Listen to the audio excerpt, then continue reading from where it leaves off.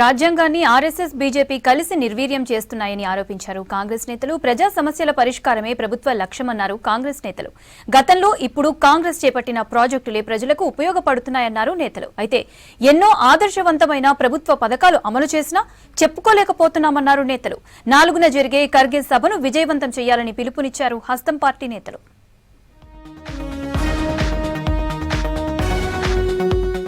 Congress village ప్రెసిడెంట్లతో AICC president Kharge ముఖాముఖి చారిత్రాత్మకమైందన్నారు పీసీసీ అధ్యక్షులు మహేష్ కుమార్. 4న ఎల్బీ స్టేడియంలో జరగనున్న కాంగ్రెస్ మీటింగ్ కీలకమైందన్నారు.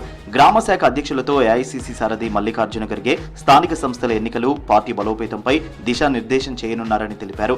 గాంధీ భవన్ లో కాంగ్రెస్ నేతలతో సమావేశమయ్యారు మహేష్ కుమార్.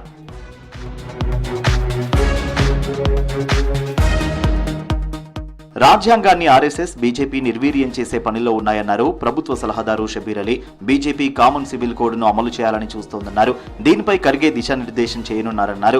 డబుల్ ఇంజిన్ సర్కార్ ఏం చేసిందో చెప్పాలన్నారు. కాంగ్రెస్ హయాంలో కట్టిన ప్రాజెక్టులే రైతులకు అండగా నిలుస్తున్నాయన్నారు. నిజామాబాద్ పార్లమెంటరీ స్థాయి కాంగ్రెస్ సమావేశంలో పాల్గొన్నారు షబీర్ అలీ. బీహార్ కు 7 రూపాయలు ఇస్తున్నారు, 1 రూపాయి వస్తే 7 అంటే ఇది ఏమన్యాయం? సౌత్ ఇండియాతోని మా తెలంగాణకి ఏమన్యాయం? ఏం చేసిన కిషన్ రెడ్డికి అమిత్ షా గారు తెలంగాణతోని లూటీ చేసుకుంటున్నారు. తెలంగాణలో ఉన్న ఆర్థిక డబ్బులన్నీ తీసుకుంటున్నారు, కానీ మాకు రావాల్సిన వాటా ₹0.5 కూడా ఇస్తలేరు. అని డబుల్ ఇంజన్ కి సర్కార్ చాయే. నీ డబుల్ ఇంజన్ నీ దగ్గర పెట్టుకో, మాకు అద్దరా నీ డబుల్ ఇంజన్. మా సర్కార్, మా రేవంత్ రెడ్డి సర్కార్, కాంగ్రెస్ సర్కార్ ఇలా మాకు బాగుంది.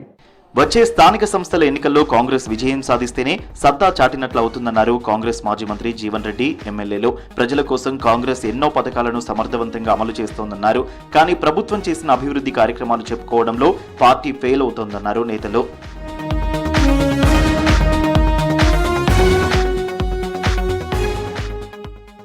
ప్రజా సమస్యల పరిష్కారానికి కాంగ్రెస్ ప్రజాపాలన సర్కార్ కృషి చేస్తుందన్నారు Telangana minority residential corporation chairman Qureshi. Hyderabad Gandhi Bhavan లో ప్రజాప్రతినిధుల ముఖాముఖి కార్యక్రమాన్ని నిర్వహించారు. ప్రజల నుంచి Telangana minority residential corporation chairman Qureshi, Rangareddy Congress జిల్లా ప్రెసిడెంట్ చల్లా నరసింహారెడ్డిలో వినతులను స్వీకరించారు. ముఖాముఖిలో వచ్చిన అర్జీలను సత్వరమే పరిష్కరించాలని ఆయా శాఖల ఆఫీసర్లను ఆదేశించారు ఖురేషి. 6 గ్యారంటీలతో సంక్షేమానికి చర్యలు చేపట్టామన్నారు.